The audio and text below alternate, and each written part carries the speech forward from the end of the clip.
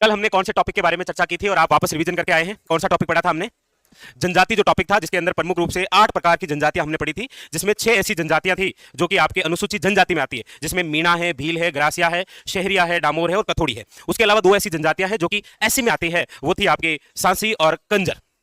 कंजर जनजाति का मुखिया क्या कहलाता है? हाँ, और सांसी, सांसी के अंदर 2 उपजातियां कौन सी है? धारी संस्कार किससे संबंधित है? धारी संस्कार। आदिम जनजाति समूह में शामिल कौन सी जनजाति है राजस्थान की? कौन सा? सिम्मलवाड़ा पंचायत समिति कौन सी जनजाति से संबंधित है? सिम्मलवाड़ा पंचायत समिति। शहरिया जनजाति सर्वाधिक राजस्थान के 12 जिले में है, दूसरा कौन सा जिला है? तो याद रखना कोटा। शाबाश, इसका मतलब पूरी तैयारी करके आए हैं। ये खोइतू क्या है? खोइतू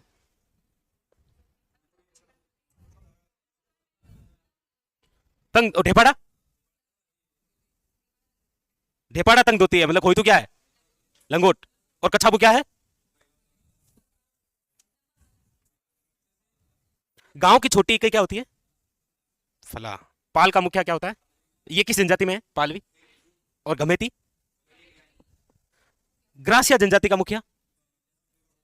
और शहरिया जनजाति का मुखिया? डामोर जनजाति का मुखिया। ऐसी कौन सी जनजाति है जिसमें महिलाओं के समान पुरुष गहने पहनते हैं? कौन सी? डामोर। 11 रेवाड़ी का मेला निम्न में से कौन से जिले में भरता है? क्या हुआ? ये समझ गए। जब तक आप रुकोगे नहीं तब तक मैं रुकूंगा नहीं। 11 रेवाड़ी का मेला किस जिले में भरता है? हा? कौन सी जनजाति संबंधित है? एक गुजरात के अंदर छेला बावजी का मेला भरता है, निम्न में से राजस्थान के अंदर कौन सी जनजाति से संबंधित है? विल्ड ट्राइब्स ऑफ इंडिया नामक पुस्तक के लेखक कौन है? रोने। ये किस जनजाति संबंधित चर्चा करते हैं रोने साहब? क्या बताया उन्होंने? रिजले और कुक ने उत्पत्ति बताई है। थॉमसन ने जो बताया है उसकी पुस्तक का नाम क्या है? बिल्ली व्याकरण। ठीक। और ये टोड साहब बताते हैं कि कौन सी जनजाति की उत्पत्ति काली खोए पर्वतमाला। एक ये मोटी न्यात, नैन की न्यात और निचली न्यात, ये किस जनजाति से संबंधित है?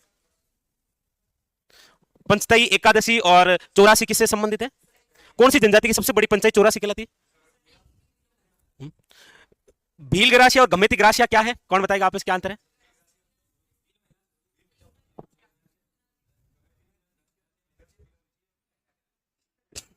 अरे कोई नहीं, कर तो रहा है, कोशिश कर तो रहा है, शादी करवाई देगा ये। हाँ बस, शाबाश। वापस बताओ। यस, यस, शाबाश। हाँ हाँ, सही जा रहा है। सही बात है, बिल्कुल सही शादी हुई है। बिल्कुल शादी कोशिश करेंगे तो शादी करवाएंगे ना, इन्होंने सही करवाई है। बिल्कुल सही है। ग्रासिया जनजाति के क्षेत्र कौन कौन से हैं राजस्थान में?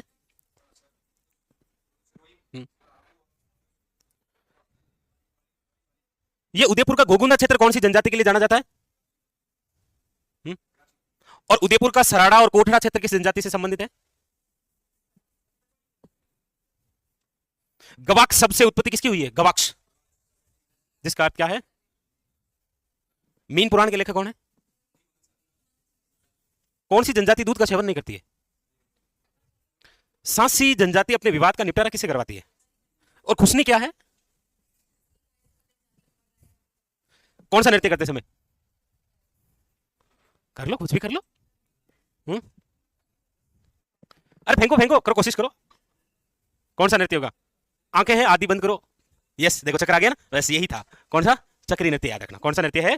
चक्री नृत्य। कौन सी जनजाति के अंदर वो अपने घरों के दरवाजे और खिड़की खुले रखते हैं? हाकिम राजा का प्याला पीकर कौन झूठ नहीं बोलते?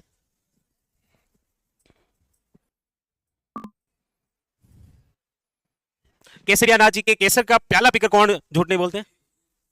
और हाकिम राजा का? कंजर। और मीणा जनजाति किसकी झूठी कसम नहीं खाती है? भूरिया बाबा के मंदिर कहां कहां है? वहां की यूनिक बात क्या है? वर्दीधारी पुलिस की एंट्री नहीं है। कौन सी जनजाति के अंदर महिला और पुरुष दोनों साथ में बैठकर चेस करते हैं, मतलब दारू पीते हैं? सॉरी, चेस क्या करते हैं? दारू पीते हैं, शराब का सेवन करते हैं। कथोड़ी। सही है। इसका मतलब पढ़ा तो है आपने, लेकिन वैसे नहीं पढ़ा जैसे पढ़ना चाहिए, है ना? तो टेस्ट लेंगे आपका कल इसका, ठीक है? जनजाति का टेस्ट है कल। ओके, चलिए फिर आज एक नए टॉपिक की हम शुरुआत करने जा रहे हैं, और आज जो टॉपिक हम पढ़ने जा रहे हैं बहुत ही शानदार सा टॉपिक। वैसे सारे टॉपिक शानदार ही हैं और सारे इजी है, कोई टॉपिक हार्ड नहीं होता है। हेडिंग लगाइए बहुत ही शानदार सा, हेडिंग लगाइए राजस्थान में प्रमुख लोक नाट्य। लोग नाटक करते हैं जी। लोग क्या करते हैं? कुछ लोग नाटक इसीलिए करते हैं ताकि वो अपना जीवन यापन कर सके, और कुछ लोग नाटक इसीलिए करते हैं ताकि मनोरंजन का साधन रहे। जैसे लोक नृत्य होते हैं ना, लोग नाचते हैं। कुछ लोग नाचते इसीलिए है ताकि पैसा मिले और जीवन यापन हो, कुछ लोग इसीलिए नाचते हैं कि मनोरंजन हो जाए। वैसे ही लोक नाट्य है।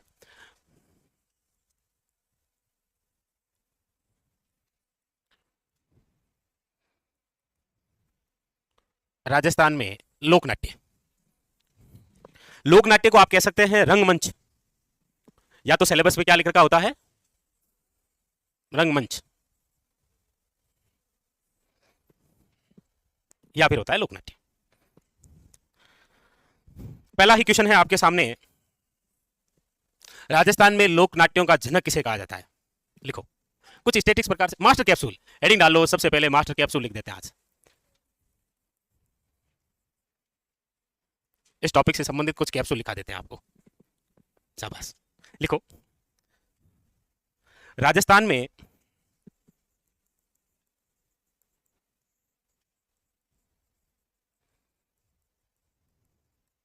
लोक नाट्यों का जनक जिसे कहा जाता है वह है आपके कन्हैयालाल पंवार। कौन है? कन्हैयालाल पंवार।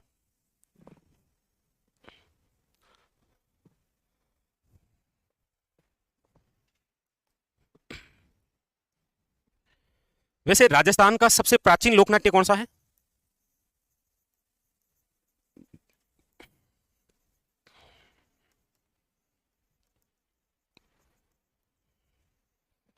यस, इसका मतलब ये क्या है?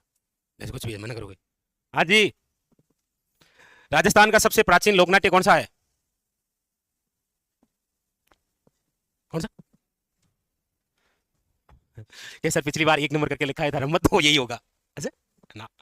हालांकि जिस लोकनाट्य में लिखा है ना उसमें ये लाइन लिखी हुई है आपके, ये राजस्थान का सबसे प्राचीनतम लोकनाट्य है। लोकनाट्यों का मेरू लोकनाट्य किसे कहते हैं? तो सोचोगे तो अच्छा लगेगा आपको भी। बाकी सोचने में क्या होता है, सोचने में क्या ही होता है, सोच तो सकते ही है ना।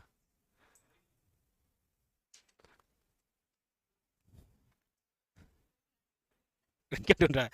ऐसे ढूंढने से नहीं मिलना, ऐसे कोई चीज ढूंढने से नहीं मिल जाएगी, वो तो पढ़ रखी है तभी मिलेगा ना, वो तभी मिलेगा ना, अन्ना से नहीं मिलता है। तो याद रखिएगा राजस्थान का सबसे प्राचीन जो लोकनाट्य है वो है घुमरी लोकनाट्य। किन्होंने बताया था? आपने, बिल्कुल शाबाश, बहुत ही शानदार। लिखिएगा, क्योंकि घुमरी लोकनाट्य को ही क्या कहा गया है? लोकनाट्यों का मेरू लोकनाट्य। लिखिएगा घुमरी। वैसे घुमरी लोकनाट्य का ही दूसरा नाम क्या है? याद रखिएगा, इसे ही बोलते हैं आप राई नृत्य। वैसे घुमरी लोकनाट्य किस कथा पर आधारित है? शाबाश।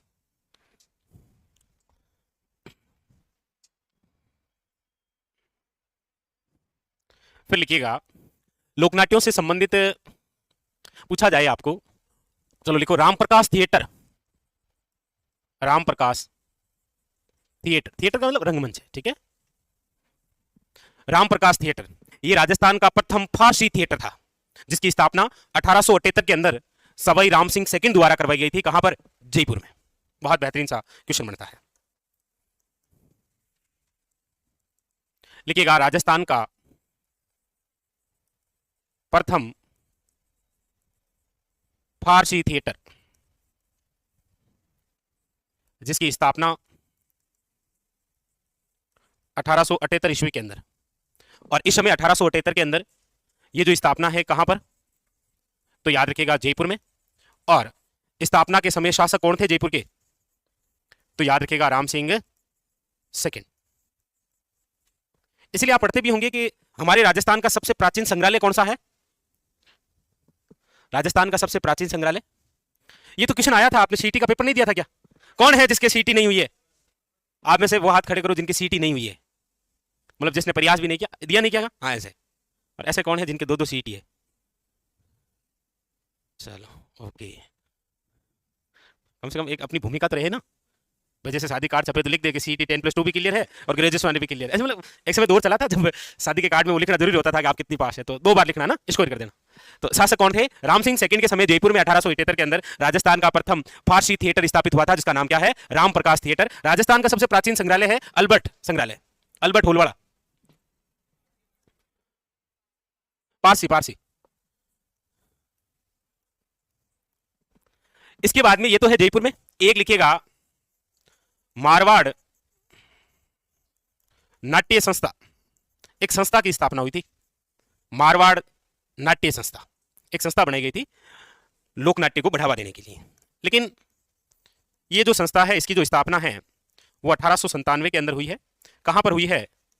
तो याद रखिएगा जोधपुर के अंदर। और स्थापना करने वाला जो बंदा है वो थे आपके लक्ष्मण दास डांगी। कौन थे? लक्ष्मण दास डांगी, लिखना है, ओके। और एक और हुआ करता था, वो था आपके गंगा थिएटर, बीकानेर, 1924 महाराजा गंगा सिंह द्वारा स्थापित। क्योंकि वहीं पर तो थे महाराजा गंगा सिंह, जो अंग्रेजों के सबसे खास हुआ करते थे। हमारे राजस्थान के एकमात्र ऐसे राजा हैं जिन्होंने तीनों गोलमेज सम्मेलन में भाग लिया था। और राजस्थान के अंदर आजादी से पहले यदि कहीं लिपि लगी थी तो वहीं लगी थी, गंगा सिंह जी के लिए। सोचो, हमारे राजस्थान का एक ऐसा व्यक्ति जिसकी भूमिका वर्साई की संधि में रही है, जो 1919 में हुई थी। और वर्साई की संधि वे संधि है जिसके तहत प्रथम विश्व युद्ध समाप्त हुआ था। पता ही आपको प्रथम विश्व युद्ध कब हुआ था? शाबाश। और दूसरा कब हुआ था? शाबाश। तीसरे की भी संभावना है, चलो लिख लिया। एक बात और लिख लीजिए, फिर ये कैप्सूल कंप्लीट हो जाएगा आपके, और वो है गंगा थिएटर। और ये जो गंगा थिएटर है, इसकी जो स्थापना है वो 1924 के अंदर कहां पर हुई? बीकानेर में। और महाराजा गंगा सिंह, महाराजा गंगा सिंह तो नाम राजस्थान के भागीरथ के रूप में जाने जाते हैं। तो ये जो रंगमंच है शुरुआत के अंदर हमारे राजस्थान में, राम प्रकाश थिएटर याद रखिएगा, अच्छा क्वेश्चन है। मारवाड़ नाट्य संस्था एक अच्छा क्वेश्चन बन सकता है। और गंगा थिएटर, ये 3 प्रकार के जो बातें हैं ये आप लोग नाट्य से संबंधित ध्यान रखें। उतारो।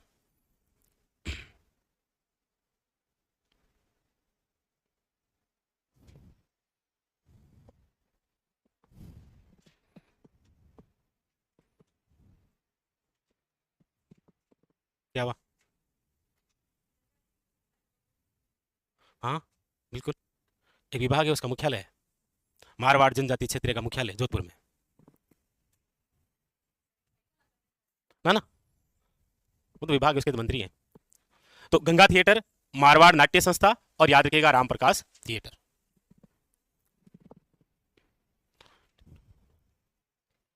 भवन, वो तो अब सर ही देखेंगे, मैं तो क्या ही कह सकता हूं आपको। मैं तो ये कह सकता हूं कि लिख लिया आप सबने, शाबाश, आगे बढ़ो। और इसके अंदर लिखो नंबर 1, जिस लोकनाट्य के बारे में हम चर्चा करेंगे, लिख लिया सबने? लिखिए नंबर 1 रम्मत, रम्मत लोकनाट्य।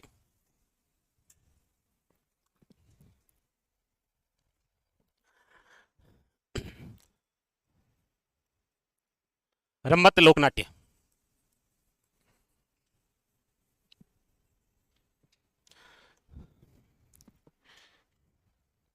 रम्मत लोकनाट्य में सबसे पहले लिखिएगा, ये जो रम्मत है, इस रम्मत का अर्थ क्या होता है?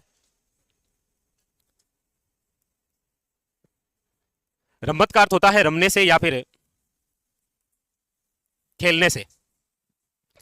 छोटे जब थे तो घर के बाहर रमने नहीं जाते थे आप, खेलने नहीं जाते थे, वही ये रमना है, वही ये खेलना है ना?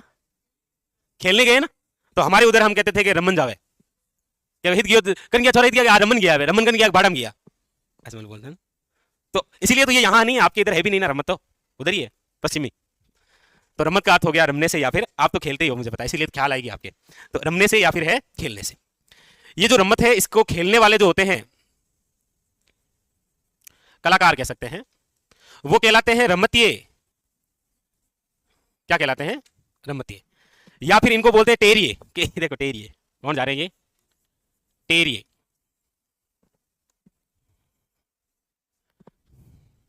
रम्मतिये या टेरिये कहलाते हैं कलाकार जो होते हैं, ठीक है, खेलने वाले। ये जो रम्मत है, इस रम्मत की जो शुरुआत है, शुरुआत बोल सकते हैं आप या फिर उद्भव बोल सकते हैं। वो हुई है, याद रखिएगा, जैसलमेर से। कहां से हुई है? जैसलमेर से। लेकिन आज वर्तमान के अंदर हम देखते हैं कि रम्मत कहां की प्रसिद्ध है, तो याद रखिएगा प्रसिद्ध जो रम्मत है वो है आपके आज बीकानेर की। शुरुआत और उद्भव पूछे तो जैसलमेर है, प्रसिद्ध पूछे तो बीकानेर है, और सीधा सीधा पूछे तो कि रम्मत है कौन से क्षेत्र की। और उसमें मजेदार बात है कि 4 ऑप्शन है, 4 जिलों के नाम है। पहला जैसलमेर है, दूसरा बीकानेर है, तीसरा जोधपुर है, और चौथा नागौर है। अब क्या करोगे? तो याद रखना है बीकानेर। क्या करना है? बीकानेर। जैसलमेर तभी करना है जब उद्भव या शुरुआत लिखा हुआ शब्द हो, ये नहीं हो तो रम्मत आ जाए तो आपको क्या करना है? बीकानेर। लेकिन आप पर इतनी दया तो एग्जामिनर करेगा और वो पूछ लेगा रम्मत है जैसलमेर व बीकानेर, पहला ऑप्शन यही हो सकता है ना, दूसरा हो सकता है नागौर और जोधपुर। तो आपको याद रखना शुरुआत जैसलमेर से हुई, वर्तमान के अंदर जो क्षेत्र जाना जाता है रम्मत के लिए वो कौन सा है? बीकानेर। ये जो रम्मत है इसके प्रवर्तक कौन थे, किसने शुरुआत की थी? तो रम्मत की जो शुरुआत करने वाले व्यक्ति हैं उनका नाम है, याद रखिएगा, तेज कवि। वैसे तेज कवि एक लेखक थे, इन्होंने पुस्तकें लिखी थी बहुत सारी, तब जाकर उनके दिमाग में आया था कि वैसे तेज कवि, गांधी जी, भारत को आजादी, ये जुड़ी हुई चीजें हैं। आपने वीडियो के पेपर में एक क्वेश्चन देखा होगा, वीडियो मेंस में आया था कि तेज कवि द्वारा रचित पुस्तक स्वतंत्र बावनी निम्न में से किसे भेंट की गई थी? उसमें ऑप्शन थे गांधी जी, सरदार वल्लभ भाई पटेल, पंडित जवाहरलाल नेहरू, और चौथा ऑप्शन था हीरालाल शास्त्री। तो महात्मा गांधी से मिलने गए थे। महात्मा गांधी से जब मिलने गए थे तो ब्रिटिश सरकार ने इन पर केस लगा दिया था, क्योंकि जब ये गए थे ना तब वहां के कमिश्नर थे, उनको गाली देकर आ गए थे। मतलब गाली तो नहीं थी, उनको लगा वो गाली। अब जैसे हमारे उधर मारवाड़ क्षेत्र की बात करेंगे ना तो मतलब आपको ऐसा लगेगा कि गाली दे रहे हैं, जबकि गाली नहीं दे रहे हैं वो। मैं अगर 1-2 शब्द आपको सुना दूं तो फिर माहौल बन जाएगा, इसलिए सुनूंगा नहीं मैं। वहां पर क्या है, एक पिता जो है वो अपने पुत्र को भी बात करता है ना, तो लगता ये है दूसरे वाले को ये गाली दे रहा है, जबकि वो प्रेम से डांट रहा है उसको। और आप कहेंगे तो मैं सुना भी दूंगा, लेकिन वो गाली है साहब। कभी अकेले में देखेंगे तो प्रवर्तक जो है वो कौन है? तेज कवि है। तो ऐसा लगा उनको कि मतलब गाली देके आए हैं, तो इस पर केस ठोक दिया था। तेज कवि की एक पुस्तक है जिसकी हम चर्चा कर रहे हैं, उसका नाम क्या है? स्वतंत्र बावनी। क्या नाम है? स्वतंत्र बावनी। ये जो पुस्तक है ये 1943 में गांधी जी को भेंट की गई थी। गांधी जी को क्या कर दिया? भेंट। और इन्होंने ये जो रम्मत लोकनाट्य की शुरुआत की थी, इन्होंने कंपनी बनाई थी प्राइवेट, उस कंपनी का नाम था कृष्णा कंपनी। कृष्णा कंपनी के माध्यम से इन्होंने रम्मत जो लोकनाट्य है उसकी शुरुआत की थी। कुछ होना तो चाहिए ना, कंपनी तो होनी चाहिए। तो इन्होंने कृष्णा कंपनी के नाम से रम्मत लोकनाट्य की शुरुआत की। एक पुस्तक है जो गांधी जी को भेंट की। हालांकि ये स्वतंत्र बावनी है, लेकिन आपको तो किरतार बावनी आती होगी ना, और किरतार बावनी के लेखक कौन है? दुर्सा आडा। दुर्सा आडा, वही दुर्सा आडा जिसकी मूर्ति लगी हुई है कहां पर? वहीं।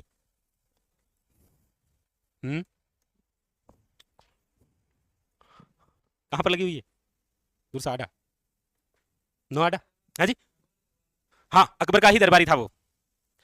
लेकिन अकबर के दरबार में रहते हुए प्रशंसा हमेशा महाराणा प्रताप की किया करते थे, इसलिए दुर्सा आडा द्वारा महाराणा प्रताप के यशोगान से संबंधित एक पुस्तक लिखी गई है। क्या नाम है उस पुस्तक का? शाबाश, विरुद्ध क्षेत्री। इसीलिए प्रथम हिंदू राष्ट्र कवि की उपाधि है दुर्सा आडा। उनकी मूर्ति लगी हुई अचलगढ़ शिरोई में। बाकी आप किसी भी साहित्यकार या लेखक या कवि की मूर्ति नहीं देखेंगे राजस्थान में, एकमात्र ये। हालांकि उन्होंने स्वयं जीवित रहते ही लगा दी थी, क्यों लारे ठाई निवड़ी राम। जैसे एक तो मोसर उया करे और एक जोसर उया करे। मोसर तो उया करे मृत्यु भोज 12वें दिन, लेकिन गांव में कई बार जोसर कर दिया करे। मतलब जो प्रतिष्ठित घर में होते हैं ना, तो वो सोचते हैं कि जाया पचे बेटा किसा गांव ने जिमाई, तो वह खुद ही जिमा देते हैं। अब देख लो, तेज कवि की बातें याद रखना आप, ठीक है? तो प्रवर्तक है, प्रसिद्ध है, शुरुआत। अब बात यह है कि ये जो रम्मत लोकनाट्य है ये किस अवसर पर होता है? तो अवसर पर याद रखिएगा होली। अब एक बार क्वेश्चन आया था कि निम्न में से राजस्थान के कौन से जिले में होली के अवसर पर रम्मत आयोजित होती है? कौन सा? क्या करके आओगे? पहला ऑप्शन जैसलमेर, दूसरा बीकानेर। क्या करके आओगे? होली के अवसर पर रम्मत आयोजित होती है।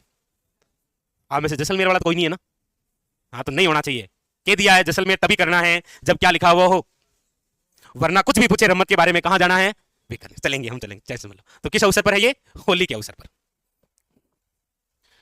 इसके अंदर जो प्रसंग होते हैं, यानी कि ये रम्मत शुरू होने से पहले एक तो याद रखिएगा रामदेव जी का जो भजन है, इस रामदेव जी के भजन के साथ में शुरू करेंगे। बोले राम सापीर की जय हो।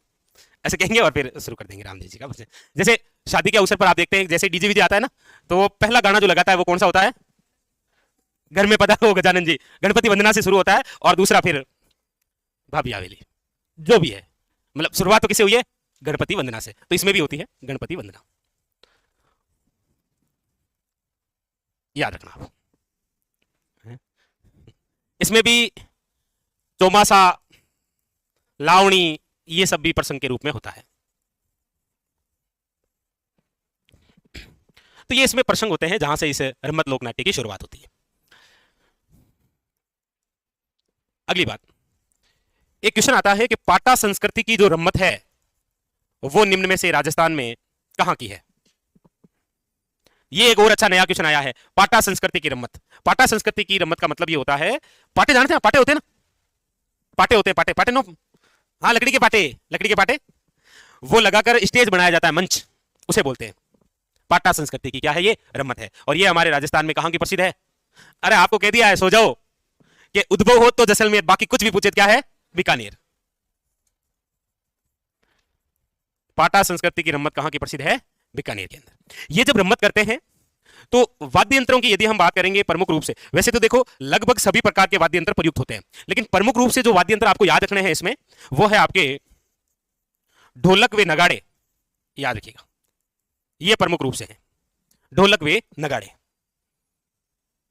जैसे तमाशा करेंगे तो हारमोनियम और तबला, वैसे ढोलक और नगाड़े वाद्य यंत्र जो है वो प्रमुख रूप से प्रयुक्त लेंगे।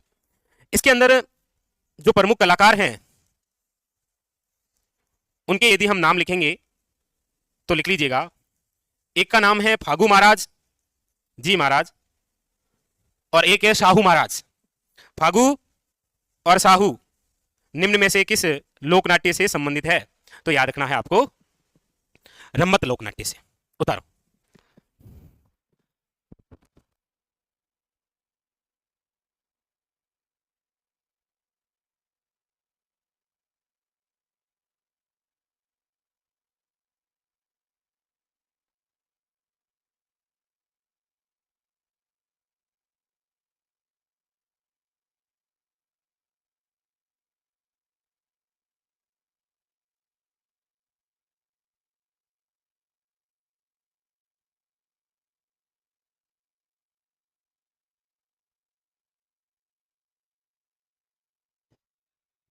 चलो तो रम्मत, रम्मत का अर्थ होता है रमने से या खेलने से।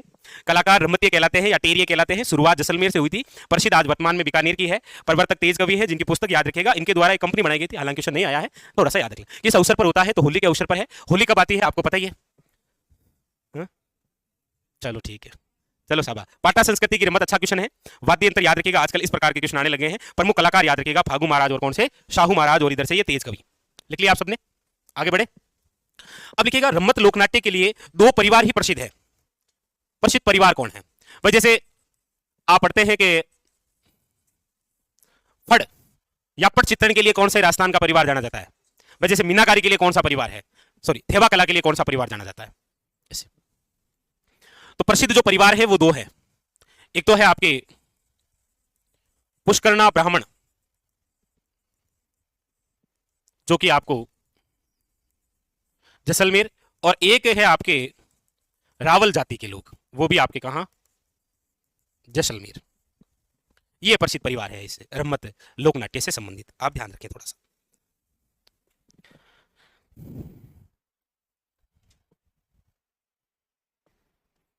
अब आता है क्वेश्चन आपके सामने, दो तीन क्वेश्चन फेंक देते हैं। क्वेश्चन आता है, राजस्थान की प्रसिद्ध रम्मत कौन सी है?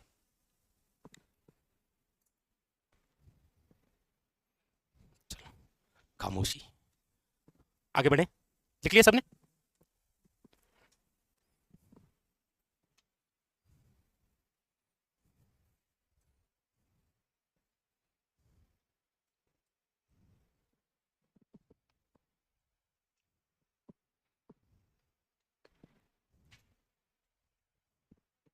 लिख लिया?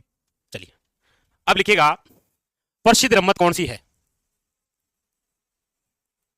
भाई? जैसे आप जब बचपन में खेलते थे तो आपकी प्रसिद्ध रम्मत कौन सी थी? लुका छिपी, चोर पुलिस। अब तीसरी तो हो ही नहीं सकती ना, है? मेरा पानी। ओके।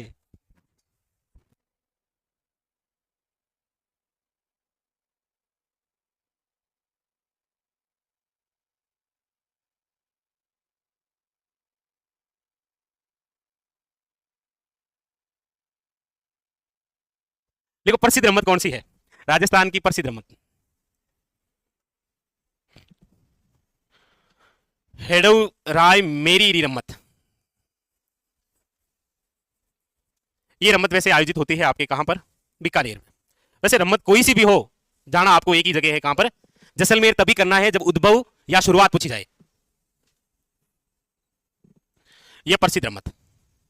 वैसे रमत के लिए प्रसिद्ध जो चौक है, प्रसिद्ध चौक, भाई जैसे गांव में कोई यदि बाहर से खेल दिखाने आते हैं तो गांव का कोई गवाड़, कोई चौक प्रसिद्ध होता है कि रामलीला कट हुई के ऊपर लगवाड़ में हुई, ऐसा होता है ना, जैसे माई लगवाड़ में हुई ऐसे।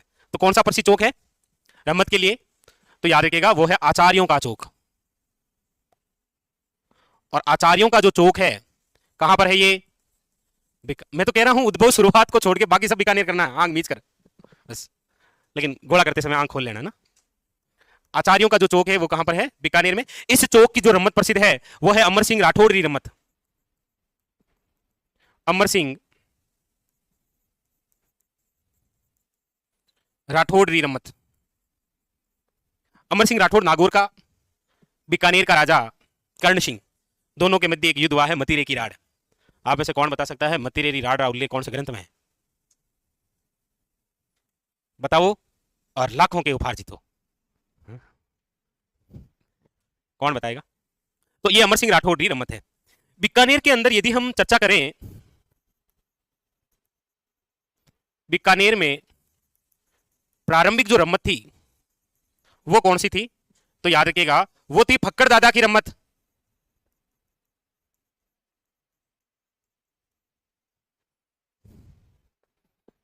यस, देख रहे हो आ गया। अच्छा अच्छा, नहीं नहीं बता, बाकी वालों के लिए तो बेचारे होंगे, जनरल साइंस हो गई ना, आपके लिए जनरल नॉलेज हो गया, इनके लिए बताओ बताओ। आ ही नहीं रहा है, यस।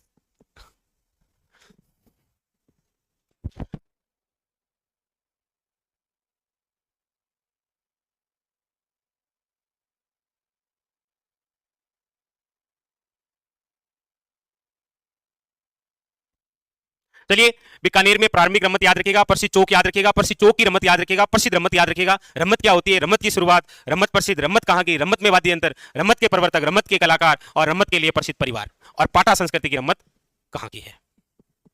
कंप्लीट। लीजिए, आपकी रमत हुई है, क्या हुई है आपके, रमत। बस रमो अब आराम से रमत के साथ।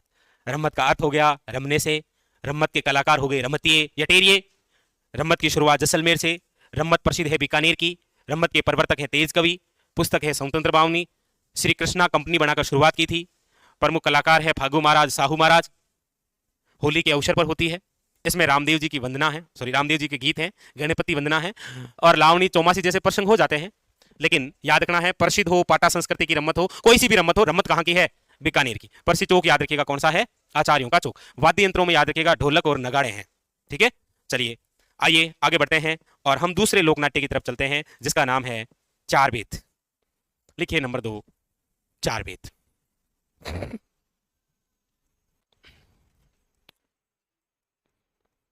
चार बेत, चार बेत जो लोकनाट्य है,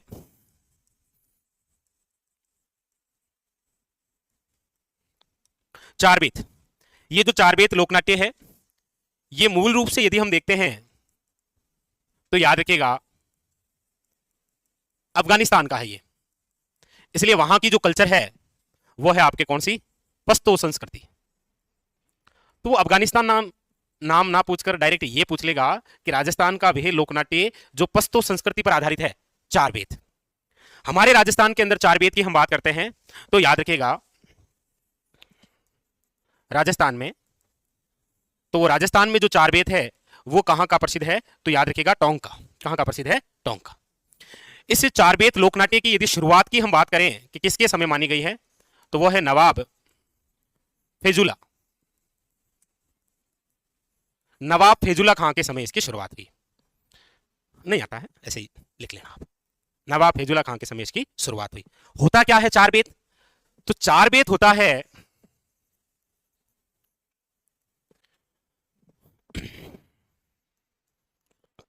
घुटनों के बल बैठकर कवाली करना, क्या कहलाता है?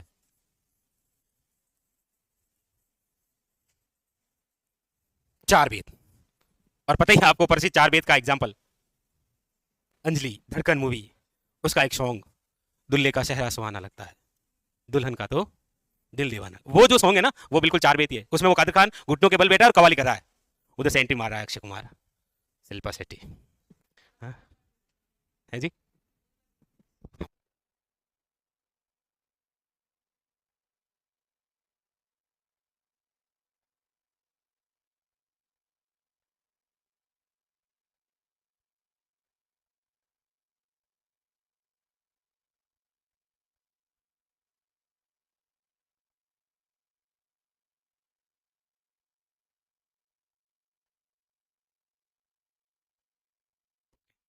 तो घुटनों के, आप समझ गए ना, घुटनों के बल बैठकर जो कवाली की जाती है उसे क्या बोलते हैं? चार बेत।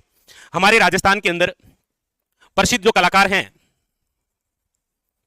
प्रसिद्ध कलाकार, उसका नाम है, याद रखिएगा, करीम खान निहंग, खलीफा खान निहंग।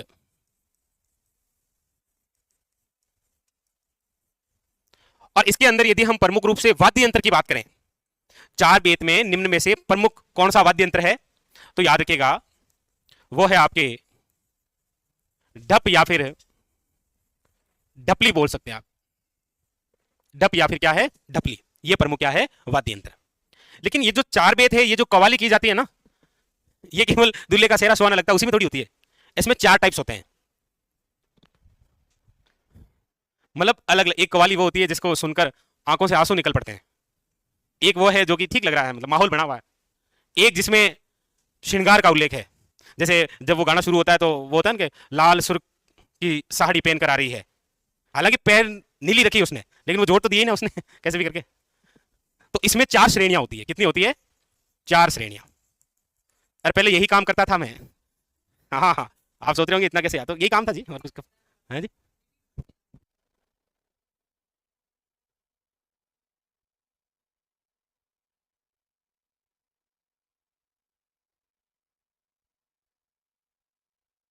तो भक्ति, भक्ति भी होती है कवाली में, श्रृंगार का भी उल्लेख होता है, गम्माज और रकीब खानी। हालांकि पूछा नहीं है, लेकिन बहुत बेहतरीन क्वेश्चन है ये। भक्ति, श्रृंगार, गम्माज निम्न में से किस लोकनाट्य से संबंधित है, या किस लोकनाट्य की श्रेणियां हैं? याद रखिएगा, चार बेत। कौन सी बेत है? किसका? हाँ, राजस्थान में एक ही जगह का है, टोंक का, केवल, बस केवल और केवल टोंक। क्योंकि चार बेत मूलतः अफगानिस्तान और घुटनों के बल बैठ कर कवाली करना, ये प्रॉपर्टी देखेंगे आप तो मुस्लिम समाज से संबंधित है। हम्म।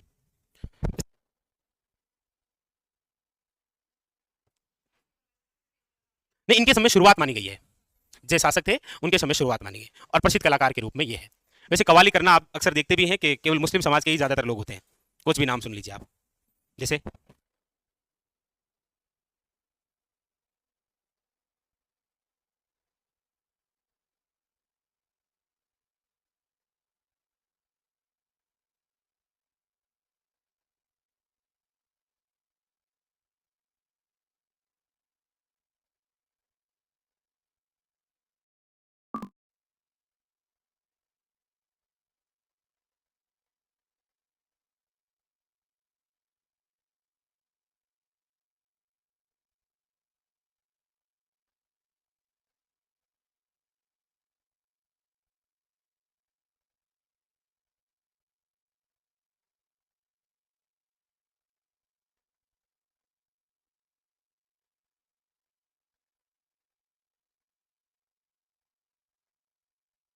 चलो, लीजिए बधाई हो, आपके चार बेत हुई, और जिस हिसाब से माहौल चल रहा है उस हिसाब से एडिंग डाल लीजिए। नंबर 3 तमाशा होगा, एडिंग डालो तमाशा। माहौल तो यही कह रहा है कि तमाशा कर ही लो, उनको बुलाओ।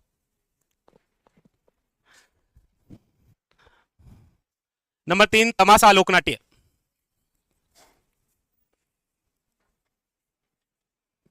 कौन सा लोकनाट्य है? तमाशा लोकनाट्य। हेडिंग डाल दीजिए तमाशा। और अब तमाशा कल ही होगा, आज तो हो नहीं पाएगा। तमाशा करेंगे कल। बस आज के लिए इतना ही।